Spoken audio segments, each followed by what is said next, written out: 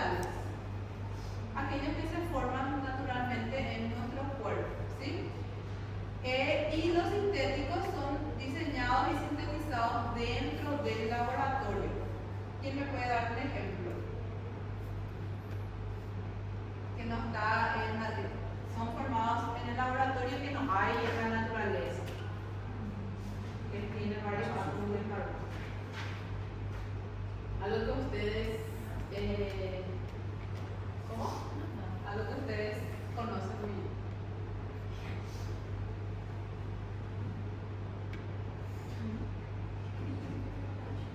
Está formado por varios átomos de carbono. Ahora vamos a llegar a la siguiente diapositiva.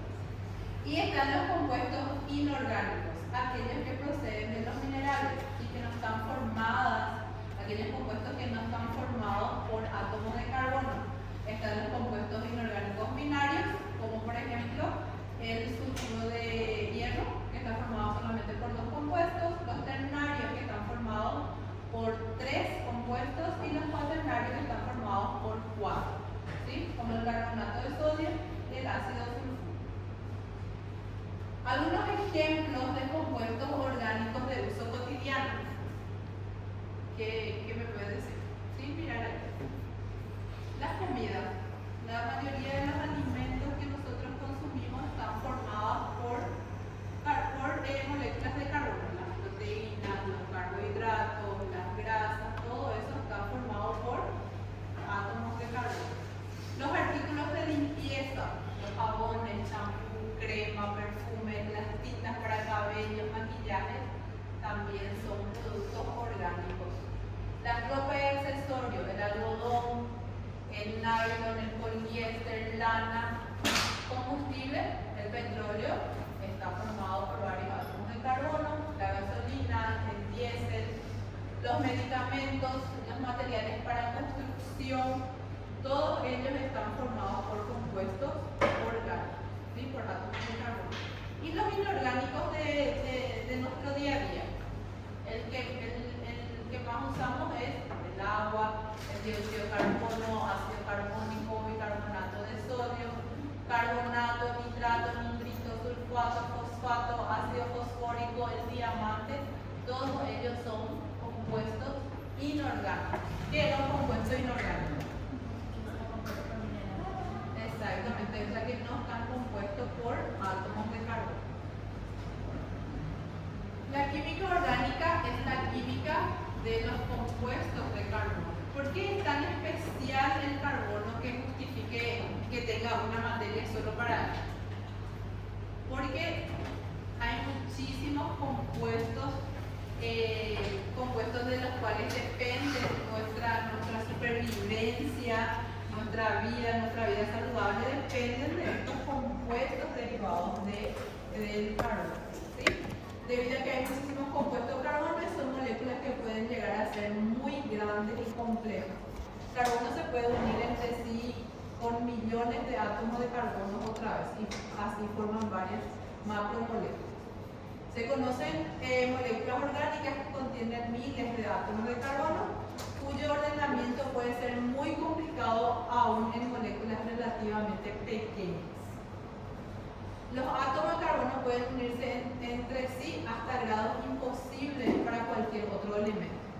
Entonces, como les dije, puede formar, más adelante compuestos muy grandes, o sea que cientos de átomos de carbono pueden unirse entre sí y formar diversas estructuras. Pueden formar cadenas de miles de átomos o también pueden formar los anillos de todos los tamaños. Estas cadenas de anillos pueden tener ramificaciones y uniones cruzadas. A los carbonos de esta cadena de anillos se unen otros átomos. ¿Qué átomos se pueden unir al carbono? ¿Cuáles son los más comunes? Oxígeno, hidrógeno. Oxígeno, nitrógeno, puede unirse también, principalmente el hidrógeno, el oxígeno, ¿sí? Pero también se pueden unir los otros compuestos como flúor, cloro, bromo, yodo, azufre, fósforo y muchos otros, formando distintas sustancias. Cada ordenamiento atómico diferente corresponde a un compuestos distintos. Yo puedo tener 6 carbonos, pero unidos de diferentes formas, ¿sí? Entonces cada unión diferente corresponde a una sustancia diferente. ¿Cómo está compuesto el átomo de carbono? Tiene 4 electrones de valencia, se ubican hacia los vértices de un tetraedro, quilátero, es decir, los ángulos de unión. Como resultado de esta estructura tetraédrica, las moléculas tienen entonces estructuras tridimensionales. Entonces acá tenemos al átomo de carbono. Este es el dibujo más fácil que podemos hacer. Tiene 6 protones y 6 electrones ubicados en 2 niveles de energía. En la capa más externa tenemos 4 electrones, 1, 2, 3, 4, y en la capa más interna tenemos solamente 2.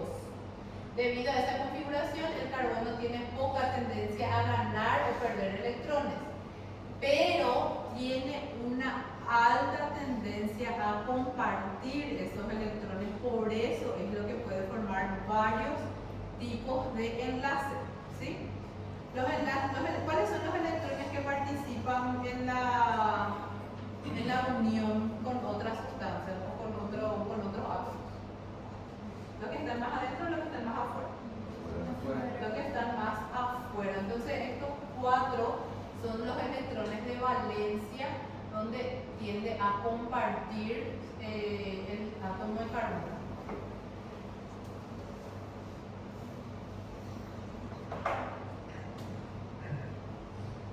Bueno, cuando el carbono se une a 4 átomos distintos, estos se pueden unir a él de 2 maneras distintas. Como podemos ver acá, tenemos 4 átomos diferentes, ¿sí? Unidos de formas diferentes. O sea que acá primero tenemos C, B y A, y acá tenemos primero A, B y C. ¿Cómo se llamaban esas sustancias? ¿Quién se acuerda sin leer? Que tenían, si yo escribo sin el dibujo, van a aparecer sustancias iguales, ¿sí? Por ejemplo, es un átomo carbono con A, B, C, D, ¿sí? Las dos sustancias tienen lo mismo, tienen una molécula de A, una molécula de B, uno de C y uno de D y un átomo de carbono, ¿sí o no? ¿Sí o no? Pero están ubicadas de forma diferente. Por ejemplo, si yo voy a escribir así, no va a ser un átomo de carbono A, B, C, D. Los dos están así, ¿verdad? Pero están en ubicaciones diferentes. ¿Sí o no? ¿Cómo? En antiómeros. Cuando tienen la misma cantidad o los mismos átomos, pero están en posiciones diferentes. Y no es el mismo compuesto, ¿sí? A veces nosotros podemos aceptar, nuestro organismo puede aceptar sin ningún problema uno de los dos átomos y rechazar completamente el otro. Entonces ahí es donde ocurren las reacciones, ¿sí?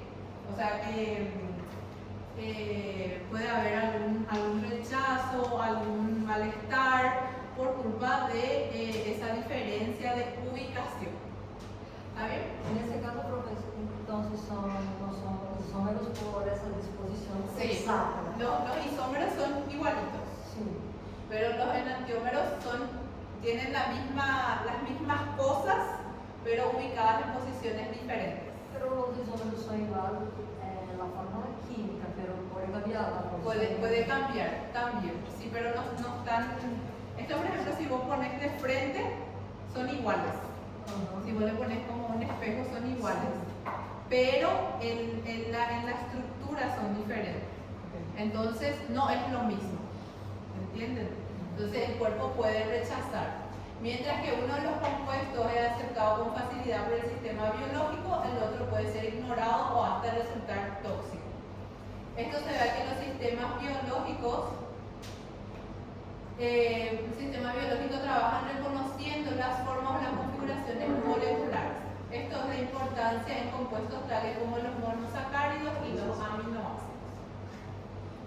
La química orgánica es un campo inmensamente importante para la tecnología porque los alimentos, los colorantes, plásticos, gasolina, todos están compuestos por qué.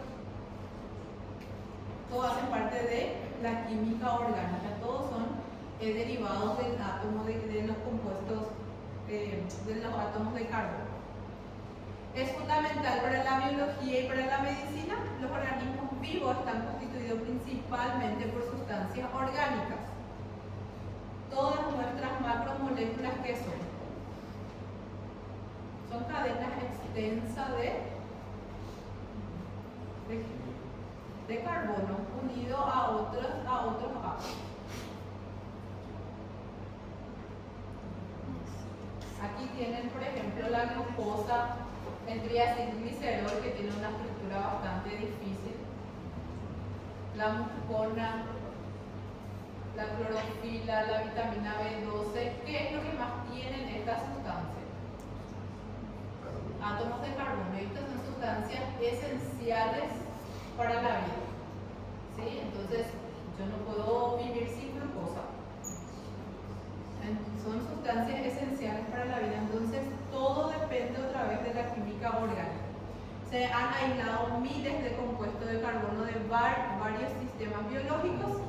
Se conocen cerca de 10 millones de compuestos de carbono y este número aumenta en medio millón cada año. ¿Qué son los hidrocarburos? Compuestos formados exclusivamente por carbono y hidrógeno. Son compuestos orgánicos formados exclusivamente por átomos de carbono y átomos de hidrógeno. Son los más simples y pueden ser considerados como las sustancias principales que se derivan en todos los demás compuestos orgánicos. O sea que son los más simples y a partir de ellos se pueden ir agregando otros átomos para formar otras sustancias más complejas. ¿Qué es lo que pasa acá? Todo empieza con un átomo de carbono y hidrógeno y va aumentando hasta formar las sustancias más complejas. Bueno, ¿qué son los grupos funcionales? ¿Qué son los grupos funcionales? Lo que se le va agregando a los átomos de carbono para ir formando esas distintas sustancias que dijimos hace rato, ¿sí? Hacen referencia a un grupo de átomos que otorgan a la molécula sus propiedades químicas específicas. Estos grupos están unidos al esqueleto de carbono, reemplazando uno más de los hidrógenos que estarían presentes en el hidrocarburo. O sea, hidrocarburo era carbono e hidrógeno.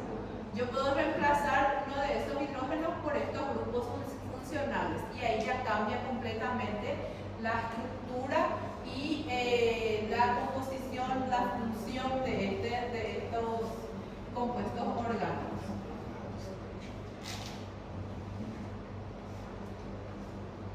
¿Sí? Entonces, acá tenemos los grupos funcionales. Este es el grupo funcional de hidroxilo. Si yo le agrego ese, saco un átomo de hidrógeno y le agrego el grupo funcional de hidroxilo, que se forma el metano. ¿Sí? Y acá tienen todos los grupos funcionales que yo puedo ir agregando a los átomos de carbono. El alqueno, ¿qué sería?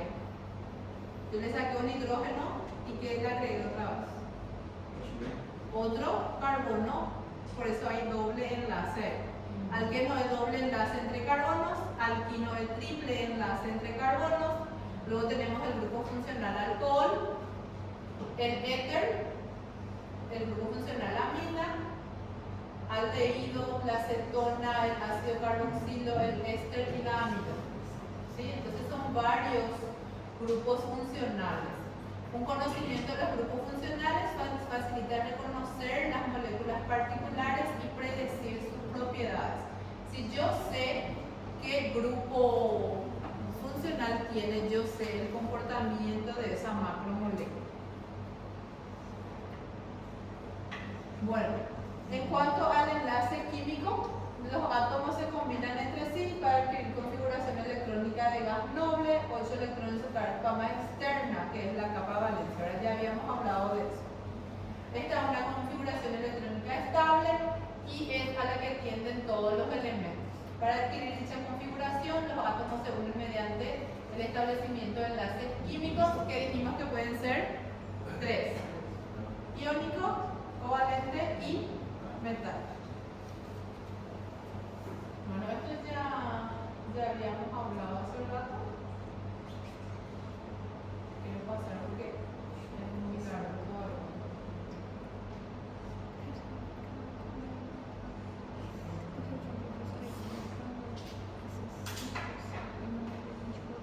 Bueno, entonces,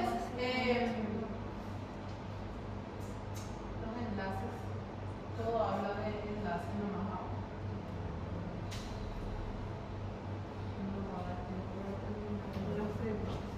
Bueno, ya habíamos hablado de enlace covalente, enlace iónico. Algunos átomos tienden a ganar o perder electrones con facilidad formando partículas cargadas que se denominan iones.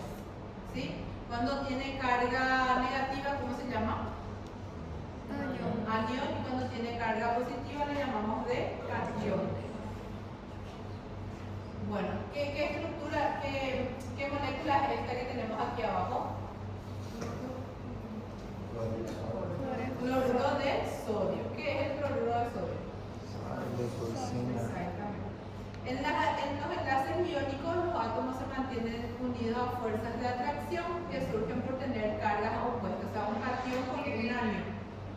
Puedo tener la unión de unas sustancias, por ejemplo, dos moléculas de carga negativa o dos moléculas. ¿Se puede o no? ¿Cómo? No se puede, tienen que ser cargas opuestas.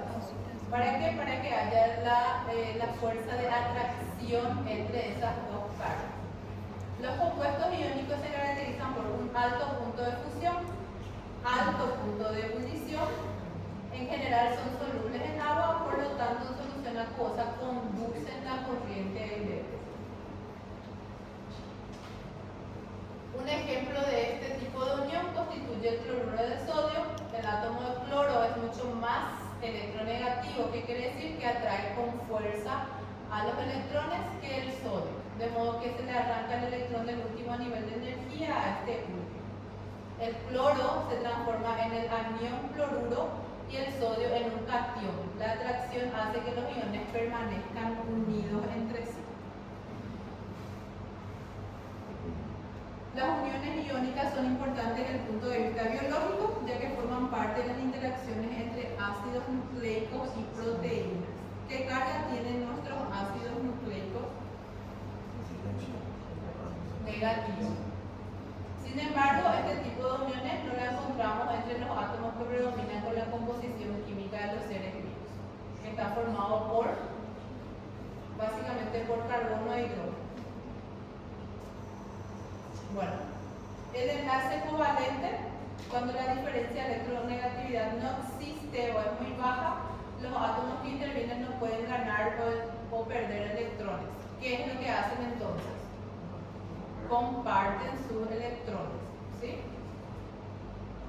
El gas hidrógeno está compuesto por moléculas de hidrógeno y no por átomos de hidrógeno separados. O sea, ¿qué pasa con el gas hidrógeno? Ellos no le está cediendo ni perdiendo nadie, ellos están compartiendo su electrón entre sí. Cuando un átomo de hidrógeno se une a otro, ambos tienen la misma capacidad de atraer electrones, por lo tanto el par compartido se ubicará de igual distancia de ambos núcleos. Van a estar a la misma distancia de los dos núcleos, van a estar en el medio, digamos. Comparten sus electrones para adquirir la configuración del gas noble. Los electrones compartidos pertenecen a ambos átomos simultáneamente. O sea que ahí nadie pierde ni gana. Muchos elementos de importancia biológica son diatómicos. O sea que están formados por dos moléculas que comparten sus electrones. Esquemáticamente, cada par de electrón compartido se simboliza con una línea. Dos átomos pueden compartir uno, dos o hasta tres pares de electrones. El enlace simple está compartiendo dos electrones, el enlace doble hasta 4 y el enlace triple se está compartiendo los 6 electrones. En cuanto a los puentes de hidrógeno, ¿qué sería un puente de hidrógeno? Es una unión bastante débil donde tenemos un hidrógeno como un puente unido a un oxígeno, ¿sí? Es una unión sumamente lábil, formándose y destruyéndose continuamente dependiendo de su efecto estabilizador, más a la cantidad de dichas uniones que a la fuerza de atracción entre los átomos. Es muy importante en el sistema biológico, ya que contribuye a dar estabilidad a las macromoléculas, tanto como las proteínas y los ácidos nucleicos. Estos puentes de hidrógeno se pueden formar y deshacer con mucha facilidad, entonces ahí la estructura va cambiando.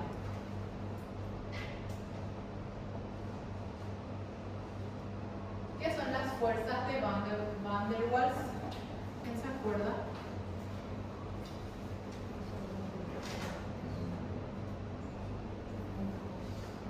Ay, no se acuerdan las fuerzas de Van der Waals.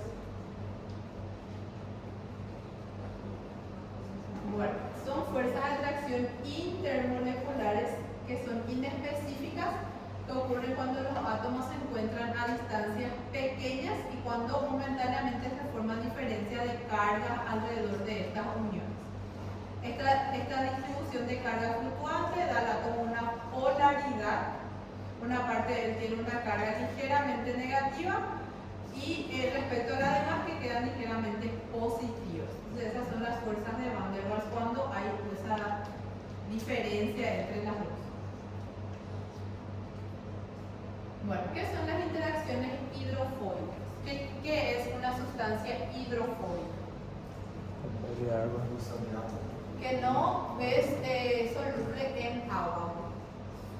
Tiene miedo al agua, digamos, entonces no son solubles. Son importantes en las propiedades biológicas de distintas moléculas. Estas interacciones ocurren porque las moléculas que no son polares tienden a agruparse en un medio acuoso para repelir el agua o esconderse de él, ¿sí? Ciertas moléculas presentan partes que se pueden intercalar con agua, que son las que son hidrófilas, aparte de las porciones hidrófobas, de manera que las zonas hidrófilas establecen contacto con el agua, pero las hidrófobas quedan resguardadas en el interior, y forman esta estructura. Entonces, la parte de adentro es hidrófoba o hidrófila. Son hidrofóbicas, por eso están escondidas adentro. Y la cabeza son polares o hidrófilas que tienen afinidad con el agua, por eso quedan en la parte externa, y las que son hidrófobas generalmente se agrupan en el centro. ¿Para qué? Para intentar protegerlas del agua. Este ordenamiento estabiliza la estructura de una macromolécula, contribuyendo a mantener su conformación. Bueno, ¿tienen alguna pregunta hasta ahí?